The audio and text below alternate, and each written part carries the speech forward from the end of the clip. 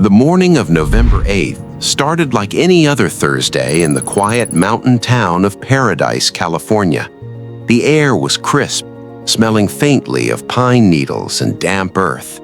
Inside a small house tucked into the forest, a massive white Anatolian Shepherd named Madison was asleep on the rug. He was the guardian of this property, a livestock dog bred for centuries to protect his flock from wolves and bears. But the predator coming for him that morning wasn't an animal. It was a monster made of wind and flame. At 6:33 a.m., the power line 7 miles away sparked in the high winds. By 8 a.m., the sky above Paradise had turned a bruised, unnatural purple. Ash began to fall like gray snow, coating the cars in the driveway. The smell of pine vanished, replaced by the acrid chemical stench of burning insulation and melting tires. The campfire had arrived. It was moving at the speed of a football field every second, consuming everything in its path with a ferocity that defied physics. Madison's owner, Andrea, scrambled to pack the car. The panic was infectious. Sirens wailed in the distance, closer every minute.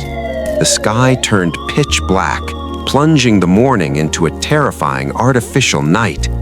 Embers the size of softballs began to rain down on the roof. Andrea called for Madison, but the chaos had broken him. The roar of the wind, the screaming sirens, and the thick, choking smoke triggered a primal fear.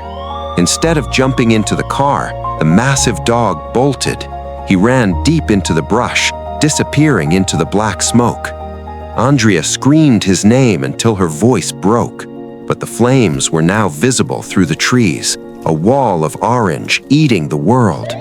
A police officer screamed over a loudspeaker to evacuate immediately. She had a heart-shattering choice: stay and burn or leave him behind. Sobbing, she got into her car and drove into the gridlock, leaving her best friend in the path of the deadliest wildfire in state history. For the next 12 hours, Paradise became hell on earth. The fire burned so hot, it melted the aluminum engine blocks of cars. It vaporized entire neighborhoods, leaving nothing but brick chimneys standing like tombstones. It moved with a roar like a freight train, snapping century-old oak trees in half. Madison was alone in the center of the apocalypse. We don't know exactly where he hid. Perhaps he found a culvert or a deep ravine where the heat passed over him. Perhaps he simply ran until his lungs burned.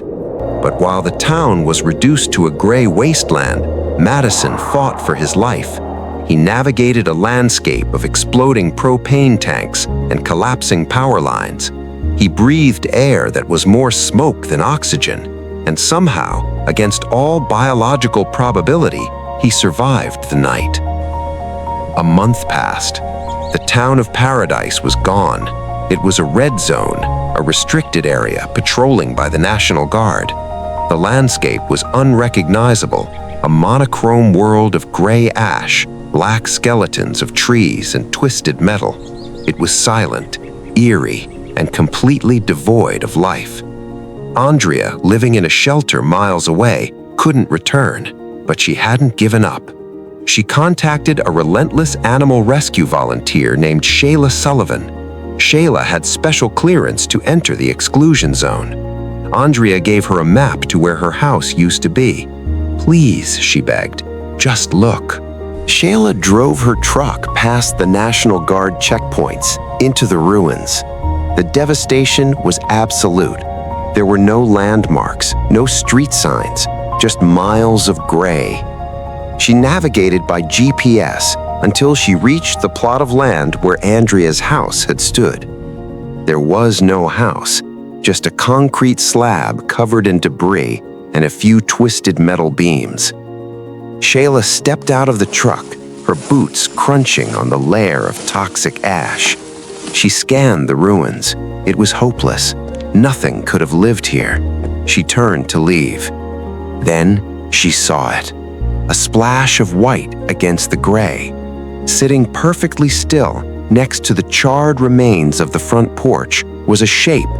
It was Madison. He didn't bark. He didn't run.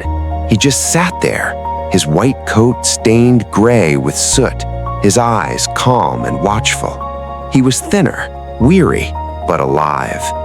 For 30 days, this dog had lived in a ghost town. He had scavenged for food in a wasteland.